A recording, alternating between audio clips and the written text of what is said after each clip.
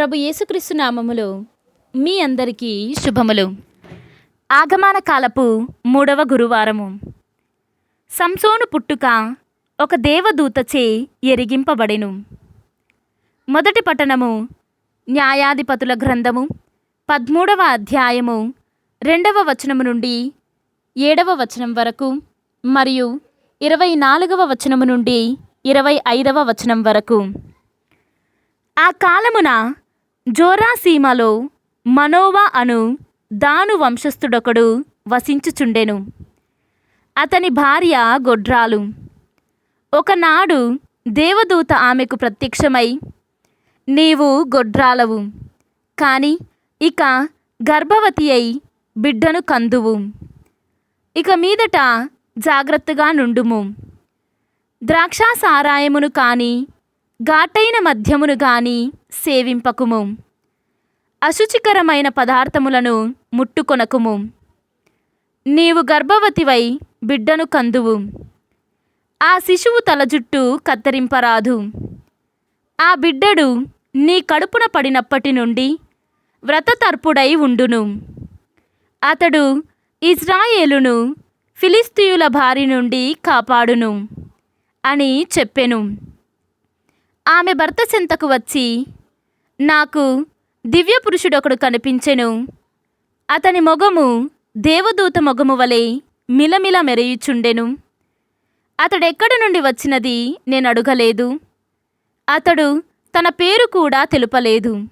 కాని ఆ దివ్య పురుషుడు నాతో, నీవు గర్భవతివై బిడ్డను కందువు.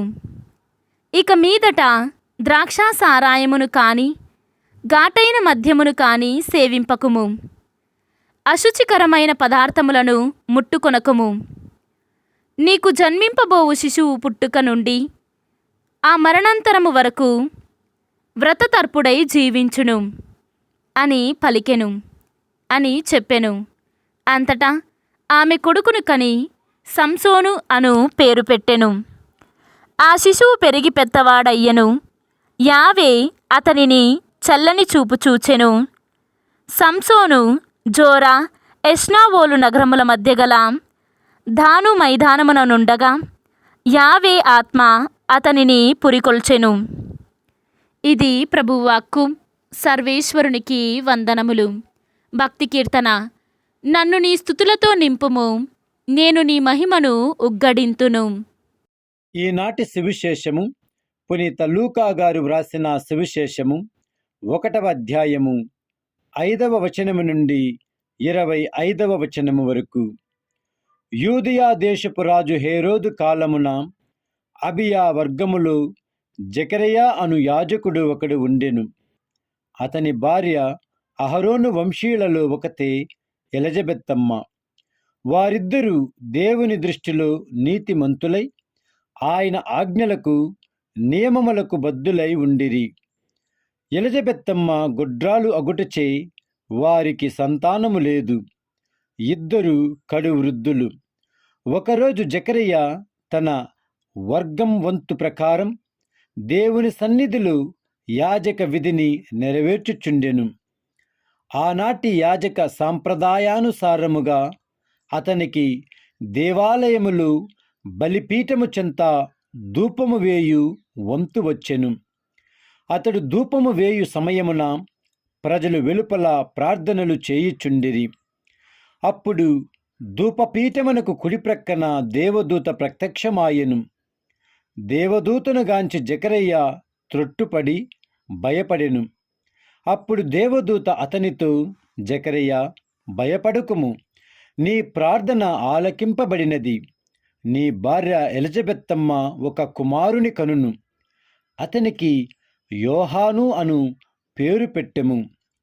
నీవు ఆనందముతో ఉప్పొంగెదవు. అతని జన్మ అనేకులకు సంతోషకారణమగును. ప్రభువు దృష్టిలో అతడు గొప్పవాడగును. ద్రాక్షారసమును గాని మద్యము గాని పానము చేయడు. తల్లి గర్భముననే పవిత్రాత్మతో నింపబడును. అతడు ఇశ్రాయేలు సంతతిలో అనేకులను ప్రభువైన దేవుని వైపు మరలించును. అతడు ఏలియా ఆత్మను శక్తిని కలవాడై ప్రభువునకు ముందుగా నడుచును. తల్లిదండ్రులను బిడ్డలను సమాధానపరచును. అవిధేయులను నీతిమంతుల మార్గమున మరల్చును. ప్రభువు కొరకు సన్నద్ధులైన ప్రజలను సమాయుత్తపరచును. అంతట జకరయ్య దేవదూతతో, అదెట్లు జరుగును?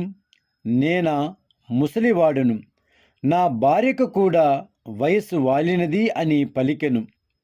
అప్పుడు దేవదూత, నేను గాబ్రియేలును, దేవుని సన్నిధిలో ఉండువాడును. ఈ శుభ సమాచారమును నీకు అందచేయుటకు పంపబడితిని. నీవు దేవుణ్ణి విశ్వసింపనందువన అది నెరవేరు వరకు మూగవాడివై ఉందువు అని పలికెను. ఇంతలో వెలుపలి ప్రజలు జకరియా కొరకు వేచియుండి, దేవాలయమున అతను ఇంత జాగు చేయుటకు కారణమేమా అని ఆశ్చర్యపడిరి. జకరియా కొంతసేపటికి దేవాలయము వెలుపలకు వచ్చెను, కాని అతడు మాట్లాడలేకపోయెను. అది చూచి జనులు అతనికి దేవాలయములో దివ్య దర్శనమైనదని తెలుసుకొనిరి. జకరియా మూగవాడై సైగలు చేయుచుండెను. సేవా సమయము ముగియగానే జకరియా తన ఇంటికి వెళ్ళిపోయెను. కొన్ని రోజులు గడిచిన పిదప జకరియా భార్య ఎలిజబెత్తమ్మ గర్భము ధరించెను. 5 మాసముల వరకు ఆమె పరుల కంటబడకుండెను. నేటికి ప్రభువు నన్ను కరుణించెను, ప్రజల మధ్య నా నిందను పోగొట్టెను అని ఆమె పలికెను. ఇది క్రీస్తు సువిశేషము. క్రీస్తువా మీకు స్తుతి కలుగునుగాక.